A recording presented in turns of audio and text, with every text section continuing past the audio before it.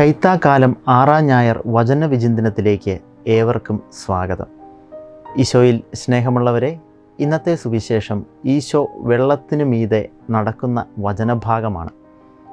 നേരം ഇരുട്ടി തുടങ്ങിയപ്പോൾ ഈശോ മലയിലേക്ക് പിൻവാങ്ങി. എന്നാൽ ശിഷ്യന്മാരാകട്ടെ ഈശോയെ കൂടാതെ കടൽ തീരത്തേക്ക് പോവുകയും വള്ളത്തിൽ കയറി കഫർനാമിലേക്ക് യാത്ര പുറപ്പെടുകയും ചെയ്തു. കാലാവസ്ഥ പ്രതികൂലമായിരുന്നു. കാറ്റ് വീശിക്കൊണ്ടിരുന്നു. അതിനാൽ ഏറെ നേരം പരിശ്രമിച്ചിട്ടും 25-30 സ്ഥാദിയോൺ മാത്രമാണ് അവർക്ക് വള്ളം തുഴഞ്ഞു നീങ്ങാൻ സാധിച്ചത്. അത് ഏതാണ്ട് 5-6 കിലോമീറ്റർ ദൂരം വരും. അപ്പോഴാണ് രാത്രിയുടെ യാമത്തിൽ ഈശോ നടന്ന് അവരുടെ അടുക്കിലേക്ക് വരുന്നത്.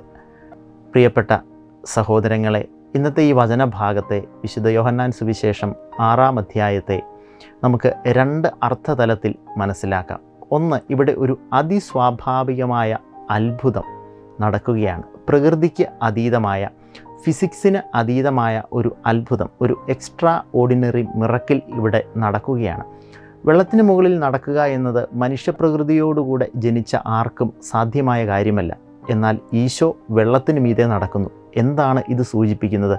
അവിടുത്തെ ദൈവത്വം ഇവിടെ വെളിപ്പെടുകയാണ്.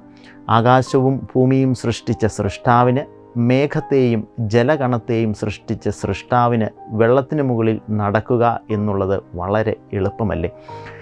അതുകൊണ്ടാണ് പുറപ്പാടിൻ്റെ പുസ്തകം 3-ാം അധ്യായം 14-ാമത്തെ വാക്യത്തിൽ തൻ്റെ ദൈവിക സാന്നിധ്യം മോശയ്ക്ക് വെളിപ്പെടുത്തിയപ്പോൾ ഈശോ പറഞ്ഞു, ഭയപ്പെടേണ്ട, ഞാനാകുന്നു.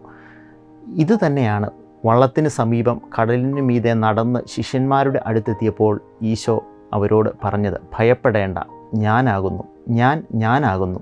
അവിടുത്തെ ദൈവിക സാന്നിധ്യം ഇവിടെ വെളിപ്പെടുകയാണ്. മാത്രമല്ല, കൂടെയുള്ള ദൈവിക സാന്നിധ്യത്തെ ഇവിടെ വാഗ്ദാനം ചെയ്യുകയാണ്. പ്രിയപ്പെട്ട സഹോദരങ്ങളെ, അനുദിന ജീവിതത്തിൽ ഈ ദൈവിക സാന്നിധ്യം നമുക്കെപ്പോഴും വാഗ്ദാനം ചെയ്യപ്പെടുന്നുണ്ട്. നാം ഭയപ്പെടേണ്ട ആവശ്യമില്ല. ഓരോ അനുദിന ജീവിതത്തിൽ വളരെ ചെറിയ കാര്യങ്ങൾ തുടങ്ങി വലിയ കാര്യങ്ങൾ വരെ എന്തിനും ഏതിനും നമുക്ക് ഭയമാണ്. നാം ഒന്നിനെയും, ഈശോ കൂടെയുണ്ടെങ്കിൽ നാം ഒന്നിനെയും ഭയപ്പെടേണ്ട ആവശ്യമില്ല. ഈ ആഴ്ച വിശുദ്ധ മാക്സിമിലിയൻ കോൾബായെ നമ്മൾ അനുസ്മരിക്കുന്നുണ്ട്.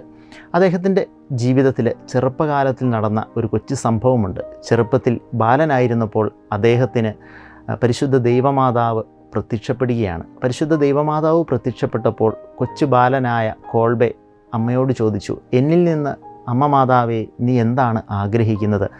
അപ്പോൾ ദൈവമാതാവ് 2 കിരീടങ്ങൾ അവന് കാണിച്ചു കൊടുത്തു.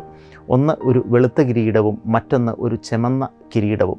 ഈ വെളുത്ത കിരീടത്തിൻ്റെ അർത്ഥം എന്താണ്, ചുമന്ന കിരീടത്തിൻ്റെ അർത്ഥം എന്താണ് എന്ന് അവൻ ചോദിച്ചു. വെളുത്ത കിരീടം വിശുദ്ധിയെ, ശുദ്ധതയെ സൂചിപ്പിക്കുന്നു. ചുമന്ന കിരീടമാകട്ടെ രക്തസാക്ഷിത്വത്തെ സൂചിപ്പിക്കുന്നു. നീ ഇതിൽ ഏതാണ് തിരഞ്ഞെടുക്കുന്നത് എന്ന് മാതാവ് ചോദിച്ചു. അല്പം പോലും ശങ്കയില്ലാതെ, പേടികൂടാതെ ആ കൊച്ചുബാലൻ മറുപടി പറഞ്ഞു, ഞാൻ ഇത് 2ഉം സ്വീകരിക്കുന്നു. പ്രിയപ്പെട്ട സഹോദരങ്ങളെ, ഭയമില്ലാതെ ജീവിക്കുക. ദൈവം കൂടെയുള്ളപ്പോൾ ആത്മധൈര്യത്തോടുകൂടി, വിശുദ്ധിയോടുകൂടെ ഭയമില്ലാതെ ജീവിക്കുക എന്നുള്ളത് അത് ഒരു ദൈവിക കൃപയാണ്. ആ ദൈവിക കൃപ, ദൈവ സാന്നിധ്യമാണ് ഇന്നത്തെ സുവിശേഷത്തിൽ നമുക്ക് വാഗ്ദാനം ചെയ്യപ്പെടുന്നത്. ഭയപ്പെടേണ്ട, ഞാനാകുന്നു. പ്രിയപ്പെട്ട സഹോദരങ്ങളെ, ഇന്നത്തെ സുവിശേഷത്തിൻ്റെ 2ാമത്തെ ഒരു അർത്ഥതലമുണ്ട്. ശിഷ്യന്മാർ വള്ളത്തിൽ കയറിയത് ഒരു സായന്ത്രമായിരുന്നു, ഒരു സായാഹ്നത്തിലായിരുന്നു. അത് നേരം പതിയെ മങ്ങി തുടങ്ങിയിരുന്നു.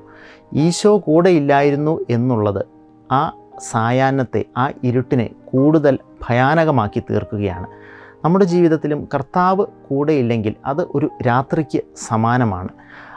അവർ കടലിൻ്റെ ഓരോ മുക്കും മൂലയും എല്ലാം അറിയാവുന്നവർ എത്ര പരിശ്രമിച്ചിട്ടും കാലാവസ്ഥ പ്രതികൂലമായി, അതായത് ഈശോ കൂടെയില്ലെങ്കിൽ ഒരുപക്ഷെ കാറ്റും കോളും അപകടങ്ങളെ നമുക്ക് നേരിടേണ്ടതായിട്ട് വരും. മാത്രമല്ല, അവർ ഏറെ ദൂരം വള്ളം തുഴഞ്ഞിട്ടും 5 കിലോമീറ്റർ മാത്രമാണ് അവർക്ക് താണ്ടാൻ സാധിച്ചത്. അതായത് കർത്താവ് കൂടെയില്ലാതെ നമ്മൾ അധ്വാനിക്കുന്നതെല്ലാം വ്യർത്ഥമാണ് എന്ന് സുവിശേഷം പഠിപ്പിക്കുകയാണ്. അതുകൊണ്ടാണ് യോഹന്നാൻ സുവിശേഷം 15:5 ഈശോ പറയുന്നുണ്ടല്ലോ, എന്നെ കൂടാതെ നിങ്ങൾക്ക് ഒന്നും ചെയ്യാൻ സാധിക്കുകയില്ല.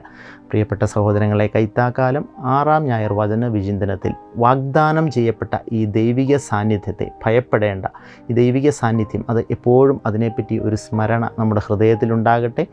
അതേപോലെ തന്നെ ഈശോ കൂടെയുണ്ടെങ്കിൽ എനിക്കൊന്നും ഭയപ്പെടുവാനില്ല, ഞാൻ വെക്കുന്ന ഓരോ കാൽച്ചുവടും വിജയപ്രദമായി തീരും എന്നുള്ള ആ 2 ചിന്തകൾ നമുക്ക് മനസ്സിൽ സൂക്ഷിക്കാം. ഈശോ നമ്മയെല്ലാം അനുഗ്രഹിക്കട്ടെ. ആമേൻ.